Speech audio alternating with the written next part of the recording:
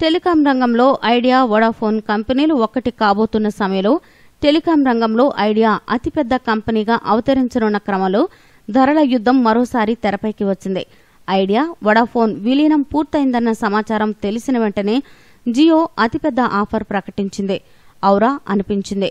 ప్రస్తుతం జియో ₹299 ప్యాక్లో 28 రోజుల వ్యాలిడిటీలో ప్రతిరోజు 3GB డేటా ఇస్తోంది. కస్టమర్లు అడగకుండానే ఉచిత ఆఫర్ ప్రకటించింది.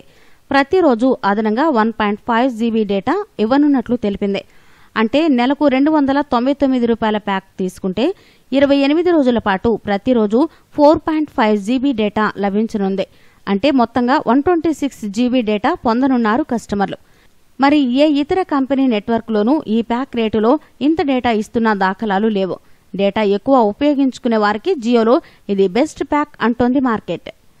దీంతో పాటు మరికొన్ని ఆఫర్స్ కూడా ఇచ్చింది జియో. ₹149, ₹349, ₹499 ప్యాక్లపైన ప్రతిరోజు 3GB డేటా అందిస్తోంది.